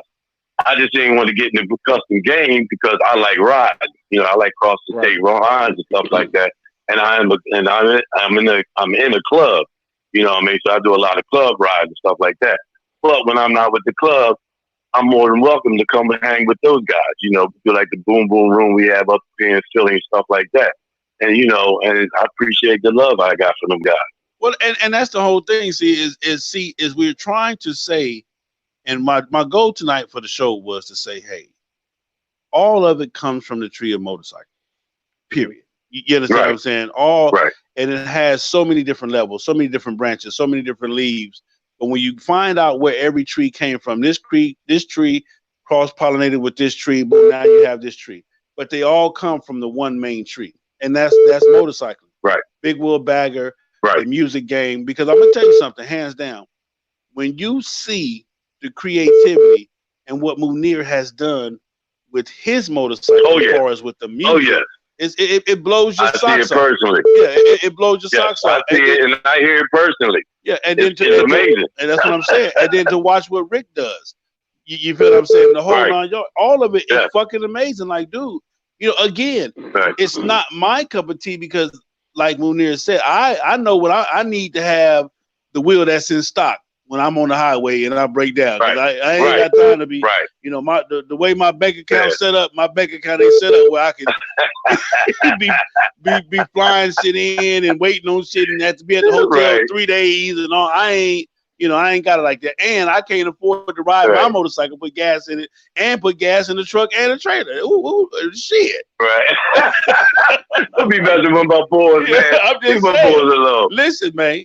But I'm saying one more thing. What you got, man? I'm saying one thing. When we talk about the music thing, like my bike is, I got a little bigger wheel on the front and some bags and stuff. When I ain't totally custom because I ride. But like one day I'm at work and I see Rick downtown and he goes, I'm like, "Rick, I just want to put a little better sound on it." And he hooked me up with a guy, And man hooked my bike up, I'm riding good. I'm sounding good, you know what I mean? And I still can, do them, get on the road and go and do my business. You know what I mean? So, the two guys are some good brothers, man. Hey, it's funny you say that. It's funny you say that, right, C? So, I pushed you to add more audio, right? I woke up this morning. Guess who I called? Yes. I called Arnold. I called Big Orange, and I called Dirty. 2 ground. Yeah, I missed that. Right. I said, listen, I called them. They ain't have to call me. I called them. I said, listen, I want to get out and ride. I told you I'm going to ride more this year. What's up? They said, can you meet in about 25 minutes? I went out there and I rode because I want to try some new things. Because Cell's going to stop talking to me crazy. Right. I'm just saying. Cell, see, because let me tell you about the first time I met C. So since C gonna get on the show and act like he all humble and just a regular motherfucker, let me tell you about the first time I met C. The first time I met C, that's when the Jordans had dropped out with the gold or whatever on it. He came out looking like a whole goddamn Oscar statue in that motherfucker. So you already knew he had nothing but money. So when he talking about, I couldn't ride, if you knock it off, prayer, you understand what I'm saying? Hey, man, I appreciate your call, man. I love you, bro. See you in a minute, all right, man. Y'all good. All right. So, C talk. I didn't want to bust him out like that, but he came out looking like a whole Oscar statue. Money so damn long. But again, you have to understand and you have to love and respect the culture. You have to understand and love and respect everything that it is as far as, what we're talking about today. Because at the end of the day, am I not going to pull over if I catch one of y'all stranded? You understand what I'm saying? Am I not going to help you out if you need help? So for me, and I want to say this because everybody say you hard on a person with no back wheel. Yes, I am truly, but it's all fun and giggles.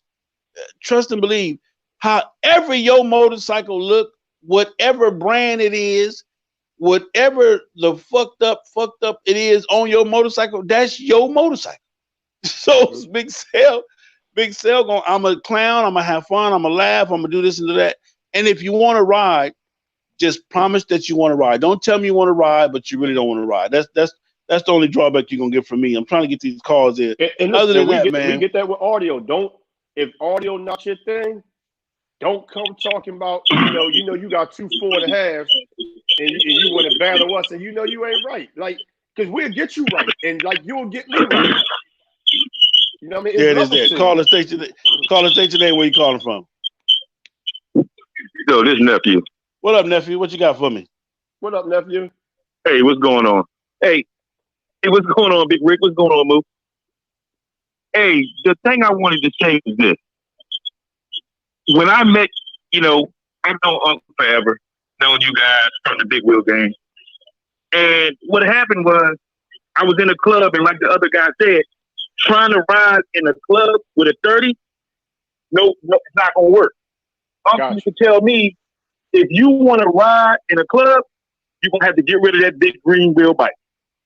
If you don't want to ride in a club, now you can, you can do what you want to do. But seeing what Rick and them did, there is no in between. It ain't. It's hard to ride in a club with that 30 because you just can't keep up at, I heard Rick say 75. That's not going to happen in the club. You're going every bit of 80, 90. And if it's not straight, you can't keep up with the rest of the pack. So it's not safe. But if you don't want to ride with a club, that big wheel is the way to go because you're just doing you. It's not about what nobody else said. And it's like what you told me, if you just want to do you, then enjoy yourself and do that. But to ride with people, that's not going to work. Not in the club. Not going across country. Thank you. If I go cross country, I'm riding on the Ultra or Gold Wing, first of all. I'm going to have some heated seats. You ain't going to be with me on no Gold Wing. You know what I'm saying? Fuck around. You know what I'm saying? Yeah, I'm just saying, though. You better be on the Ultra. You said the right thing at first. Nephew, I appreciate the call. Thank you for calling, nephew. Yo, I can't ride a Gold Wing? No, sir. We don't play them kind of mix-match games around here, man. You know, Gold Wing, man. I'm just saying, you can. No, you can, but I'm just letting you know. I'll tell you. I'll get you the map. Tell you how to get there. You understand me? Hold on, we got another caller coming on right now. Hold on. Let me see. Is he coming in? I got two guys. Lathan saying he pounded on a 32 with a club with no problem. We just got to know how to ride. Yeah, but it's no documentation, Lathan. We don't believe it. Anyway, yes, sir. Call us, state your name, where you calling from. It's G, the FHO. What up, G? What up, baby? What's happening? What's happening? What you got for me, G? Hey, man, on the big wheel bike, you can do it locally, but on them long rides, you're not going to do it. And the reason why, it's like hydroplaning in the boat for hours. Who wants to do that? Mm. You talking about how it's uncomfortable. Trust me, I know. You saying how the front Say of the that bike again? is going to be sitting up? Are you saying because the front of the bike is going to be up a little higher? Yeah, because the front of the bike is higher. I got a big wheel bike and I got a road glide, and that you pushing the wind, and like you said earlier, bro, it automatically sets your shoulders up where you at a disadvantage. So about if you riding, you're not gonna do 1,000 miles on that bike a day. So you saying it just ain't gonna work, huh, G? Because you got both of them. You got the best of both. You got both bikes. Yeah, you got both bikes. I got both bikes. It don't work, man, because you hydroplaning all day. And then I got 26. You got a 26 in the regular. I got a street glide with a 26. And then I got a road glide to just stop. Yeah. But you're not going to do it for 12, 13 hours continuous. Gas and go. Gas and go. Gas and go. It's going to be rough, huh? No, sir. Oh, no. But that's what I got to say on that. That's why I got 2 bikes, like set up like that. Cause I got my music and everything with the 26, and I'm pounding. But that's just 100, 200 mile bike. Okay, right. Anything other than that, shit. Grab my charger. It ain't dude. Put that road glide up. Well, Dad is there. Appreciate the call, G. Yes, sir. Keep it real, fam. All right. Got one more. Hold on. Yep. My man been calling.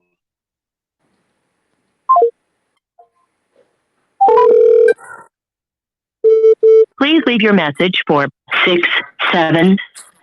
Hold on, he was just calling. Hold on, let me get it together. Please leave your message.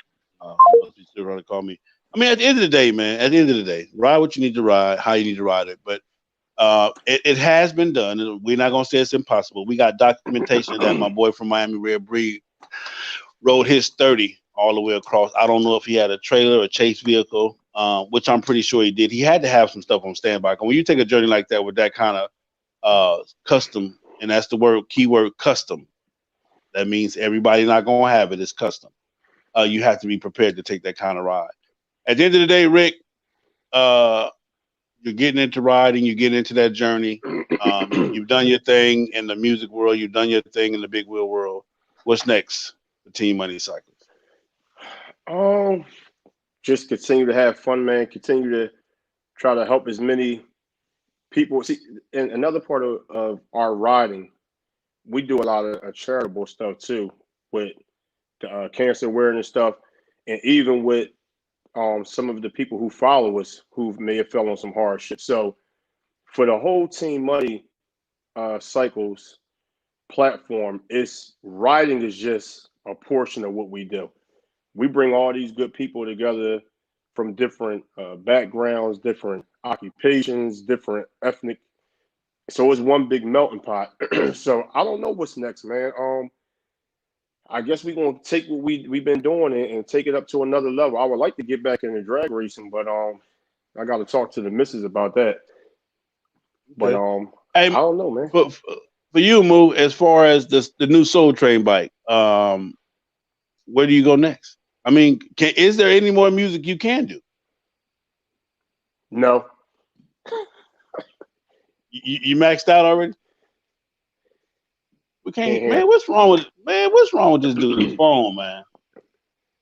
Moo, if you in the basement or so, you that cricket shit you got. Look here, man. Kick him out and bring him back in. I done did it 5. Seldon kicked yourself out now. Sel kicked yourself out. So I'll just keep talking. I don't know what's next. But whether you riding long distance whether you got a big wheel bagger or small bagger, I would say everybody just keep doing what you do, man. As long as you're doing it safe, as long as you're having fun, as long as you riding your ride, and you're using your motorcycle as an outlet, from maybe stress or that's your go-to. Just keep doing it. Me personally, I've learned to appreciate different subcultures in motorcycling. Dude, I deleted me trying to fuck around, delete me. Yeah, listen, I had to ad-lib for a minute. I was freestyling for a minute. You know what I mean? Anyway, we done been on here long enough, so we got it in, man. Mo, can we hear you now, Moo? Yep. Still can't hear you, Moo. Still can't hear you, Moo. Your shit garbage, Moo. Fucking with you. Yeah, you going. That's more part two. Something, man. But anyway, at the end of the day, ladies and gentlemen, motorcycling is motorcycling. We have the different levels, the different cultures. Again, you ask me, what is motorcycling? Motorcycling is the love of motorcycles, period, point blank. It's the love of motorcycles on whatever form. If you love the customization, if you love the big wheel, if you love the riding, if you love just to support the culture, it's an awesome culture. Again, these people that you see on the screen, I wouldn't have met had it not been for motorcycling. So I thank God that I was blessed with motorcycling on the level that I was blessed with. And that call from Nikita James Gang. Okay, to accept, press 1. Are you trying to be on the show, Keita, or what? Huh? Hold on. Let me put him on. Let me put you back on. Hold on 1 second. Call and state your name. Where you calling from? Yo, Ricky, this is Nikita, man. Hey, I got one question to ask you guys. Nothing much, but I got one question to ask y'all guys. How in the hell do y'all ride them big tires on them potholes? Bikes on them ragged ass roads? I already knew where you was going. Sal know we come to Philly goddamn all the time because I'm in the club with Function. But man, them roads are ragged as hell up there, bro. I'd be scared to ride my damn spot tire. Man, let me tell you, we got some of the wreck. Can you write a letter to our mayor, please? We got some. No, listen. I done been to Philly, Keita. I done been to Philly. They raggedy, but ain't nothing more raggedy than Cleveland, Ohio. Ohio. Oh yeah. Yeah, Cleveland, Ohio. I don't listen. I refused to. I was in a Walmart and I was buying something, and the lady said that'll be something with tax. I said, bitch, I ain't paying no tax because ain't nobody fixing shit around here. You ain't finna you ain't finna exploit me around here. I went to Detroit. Their highway is raggedy. That road, that interstate, I think that's 75 going into Detroit. How your interstate raggedy? So, I say, I've seen guys running holes in their whole bike still. Wow. Yeah. We got some raggedy streets in Philadelphia. I ain't gonna lie. So for the big wheel bagger game, Rick, how do you maneuver that with the big? I mean, because it's costly, right? I know it's costly. I done hit some hard potholes and thank God didn't damage nothing. But I mean, I hit a pothole so hard the fender hit the bottom of the triple tray. You got to pay attention when you riding up here. You would definitely know if your motorcycle was put together well if you ride through Philly because we did a show up here, SOS Philly, I think in 2017, and I took some guys on the ride. I felt bad. One guy bag fell off from hitting the pothole. Another guy cracked his fender. Seriously, they bad. I don't know what to say. Philly streets are terrible. Wow. Yeah, bro. We've seen guys' trunks come off. We've seen the old ladies fall off the back of the bike. You know, we've seen guys come off the bike. Ragged road. Yo, you gotta look, you gotta look two car lengths in front of you. Ain't none of that riding. No, you like this. You concentrate. Wow. Yeah, good show, man. I just want to call about the road. Thank you, my man Nikita, man, for real official in the game. So that's what it is, man. Again, I hope you guys learned something. I hope you guys understand that to respect the game, motorcycling. It is what it is. Me personally, big wheel bagger. There's nothing that I ever want to do. I've had a 23. That's the biggest I've ever had. I've never had anything bigger than that. And from riding, when I will give you guys real quick before I close my experience. If you're gonna ride a motorcycle, hands down, a stock motorcycle is the smoothest and easiest ride that you will make. The minute you alter size of the rim, put a rake on there and some other stuff and start lowering this and this and that, then you alter the smoothness and the gentleness of the ride. Hands down. You can't be stock. Stock is the smoothest ride that you can do. And it just is what it is. What I do love about it is that you just it's just all motorcycle. It's I love it, you know. And now I'm not mad when I pull up and the big wheel bagger pull up, you know. But please, all my big wheel baggers, this is a plea for me. If you can't get the matching wheel, don't do it. You know what I'm saying? It's disrespectful, man. You gotta have the matching wheel. You gotta have it, man. It's disrespectful, man. It's totally disrespectful. Okay. It is all the way disrespectful. So that's what it is, man. I hope you guys had a good time tonight, man. That's what it is. In closing, Rick, what you want to leave them with, man? Hey, man, I just want to, first of all, thank you for having me. And moving there, I think he got clicked off. Thank you for having both of us on the show. It was a great conversation, man. It was something that needed to be talked about. I'm glad that people can see from three people who I think are influential in our respective parts of this whole motorcycling that, yeah, we break each other's stones, but it's a lot of camaraderie. It's a lot of love. And don't take it serious. Whatever you do, have fun with the people you with, but keep your mind open to what others are doing. Can you hear me? You may actually enjoy it. Oh, this guy! Look at this. Can you hear me? We can hear you. Yo, this is crazy, man. I've been fighting to stay on this show all night, man. This is bullshit, man. We was giving the benediction, but go ahead. Yo, go ahead, man, this is crazy. I missed the fucking show. Fucking around with this phone shit. You know what I mean? Well, listen, man. If you upgrade your service, if you give it, listen, I got Verizon. Don't talk about my service, man. You know well, yeah. If you got Verizon, you're supposed to have this shit. I was just gonna say, man, because if you invest in your phone like you invest in your music, we should have heard you loud and clear, man. I'm just saying. This shit is crazy, man. I couldn't figure it out, man. Hey, so you see how he just came busted in? Hello? Y'all still here? Like, hey, yo, I got a question before we go. I got a question. What you got?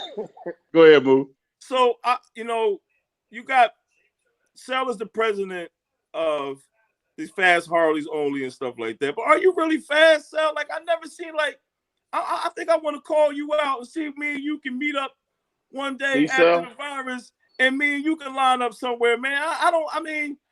Do you really go down the street a little bit? I take that challenge. I take that challenge. Now, this the thing. This me and you head up. Now. Head up from Philly to California. Whoever get there first. Oh, man. Yeah, I got you. I'm all in. That was real slick. You know, you got to watch. Yeah. He from Compton. You gotta watch him. He's slick. Hey, I got the bet. Bet. We locked in. That was $1,000 lock in. Send the lock in, money. Hey, so was you ever a drag racer though?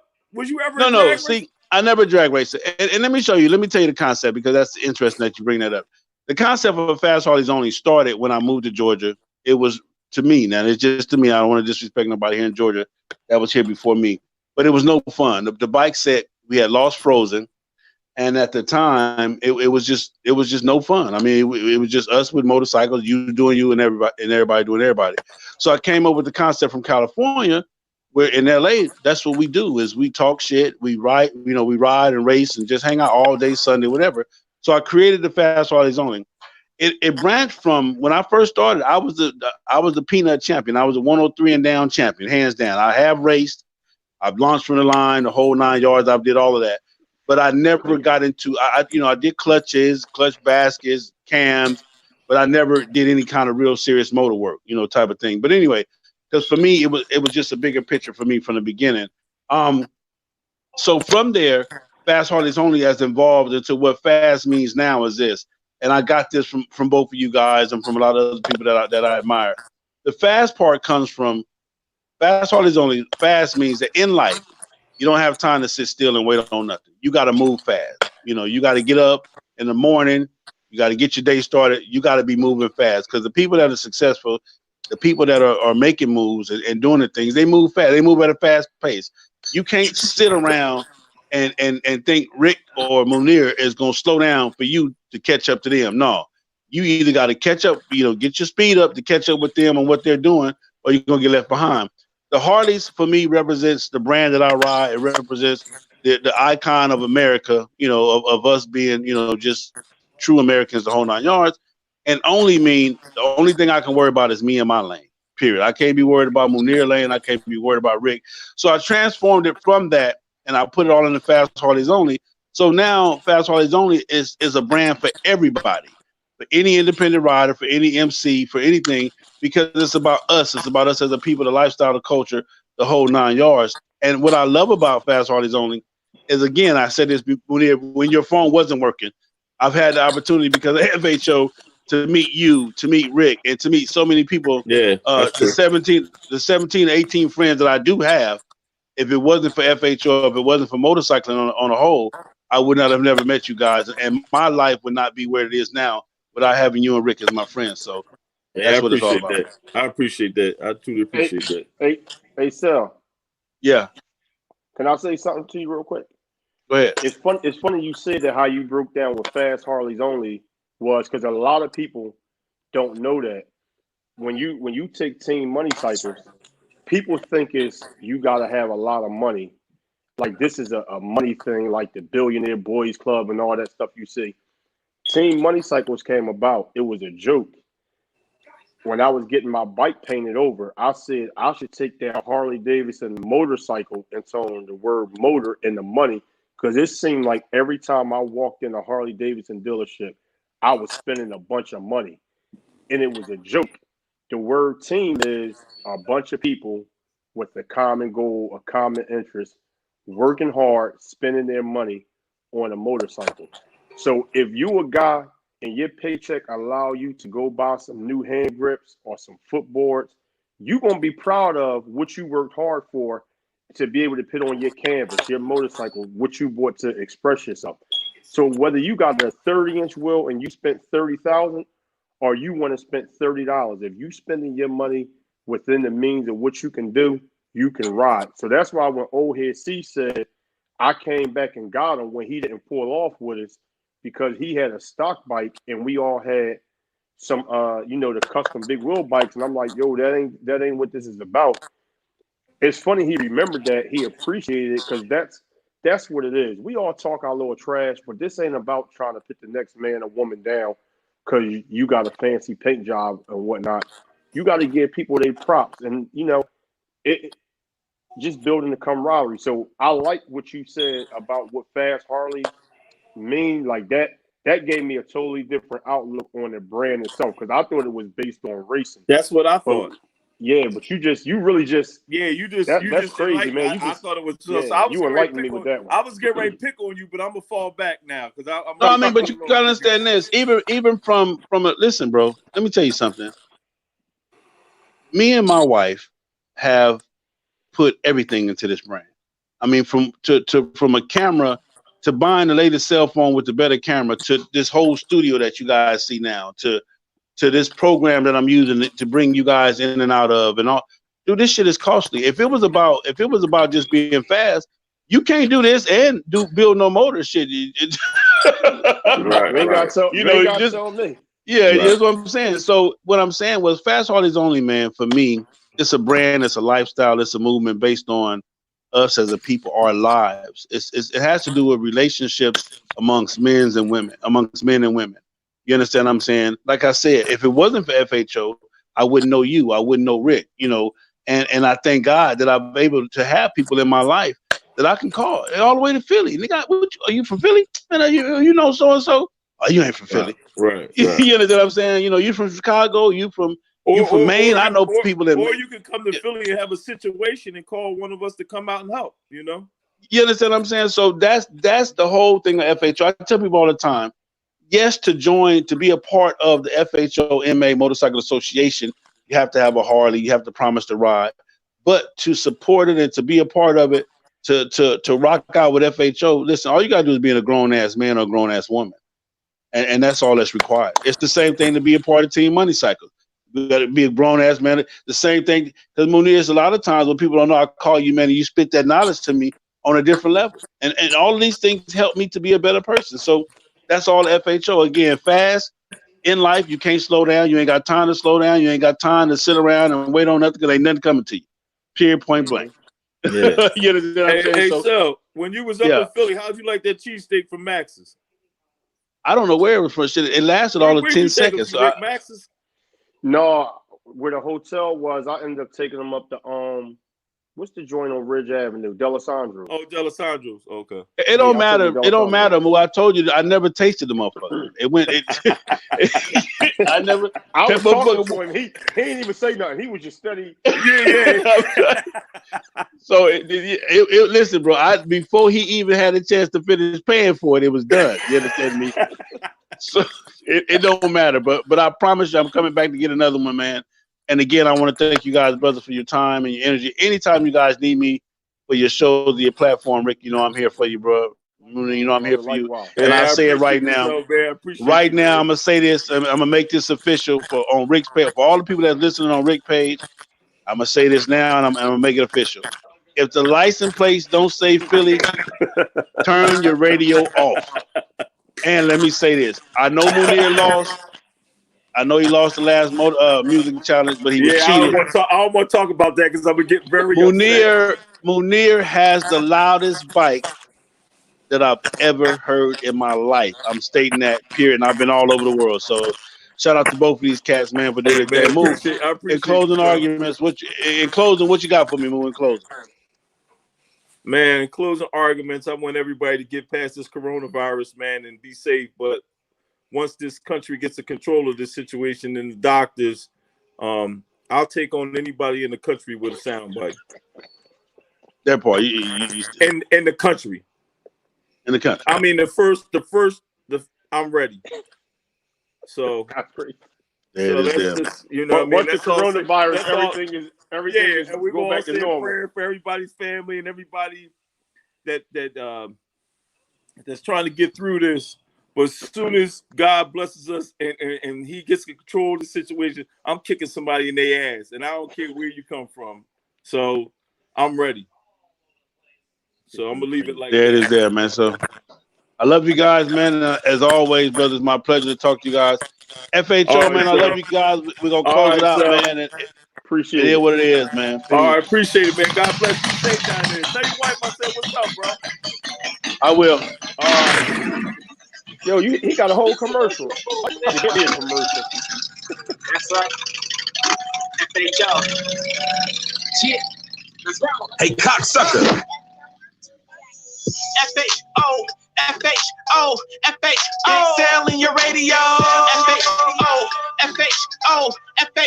Excel on your radio. FHO. FHO. FHO. Excel in your radio. FHO. Hey, cocksucker. Excel on your radio.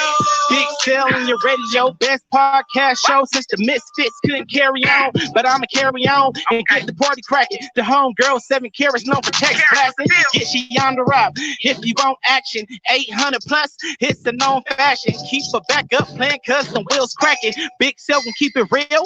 What a passion. All gas, no break, in and out of traffic. You see your brother on the hole. Respect the passion. Whether they outlaws or outcasts. Hey, Meek, it wouldn't even do it no good if they was to play their music through the phone. You have to hear them bikes in person. That's probably why I didn't even entertain that. But I promise you, if you ever get a chance to hear Munir's bike or even Rick's bike, it's a couple of them up there. Sean, it's a bunch of them cats. My boy Joey. If you ever get a chance to hear them bikes, man, they will blow you away. The sound systems on them bike hit harder than I'm gonna just say a 05 Chevy Blazer from back in the day with 10 15s in it or something like that. Them bikes hit, man. It's unbelievable how hard they hit. Again, appreciate y'all, man. I love you guys. Thank you for the calls. Thank you for the donations. Don't forget, man, support the channel, support the platform. I need you. I ain't gonna tell you no lie. And again, man, I love you guys. Don't forget the 5 things I'm gonna leave you with. Ride your own ride, stay in your own lane, mind your business, have enough love in yourself to have some love for me. We're gonna ride for love and let it ride, man. We gone, man. Hey, cocksucker. Yeah, you. Knock it off. Get your ass down. Sit your $5 ass down before I make change. You think we playing? And I ain't playing, no. You better listen up. It's the FHO Live Podcast, where the truth will be told. We promise you that. Yo, man, it's your boy Big Sarge from Florida Chapter Soul Brothers, man. Y'all know how I am. I'm always listening to my man Big Sale from FHO Podcast Radio. And keep it motorcycle. What up? This is Chris from Exclusive Sounds. When I'm not doing music on bikes, I'm tuned in to the FHO Podcast Radio. Yo, what's up, man? This is your boy, man, Mr. Let Me Hold Something himself, DJ Dirty.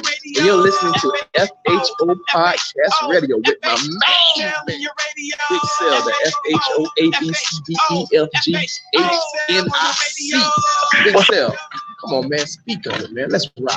What's up, Big Cell? This is your boy, Passionate from Enlightened Ministry Bible Church from Los Angeles, California. When we're not riding, we listen to FHO Podcast Radio. What up, y'all? This Big Punch from the motherfucking Candy Shop. We chilling over here with Big Cell, man, the FHONICKEMMY, man. You know what I mean? All them alphabets, man. But they got all that shit going. Holla. What up? I into my Uncle Big Cell in the FHO Radio. Hey, man, I love y'all. Ain't nothing y'all can do about it, man. Ain't nothing you can do about it. Enjoy your week. Enjoy your hope you had a happy Easter. Enjoy the rest of your week. Getting ready to get started tomorrow. And stay safe, man. Please stay safe. Wash your hands. Wash your ass. Watch what you touch.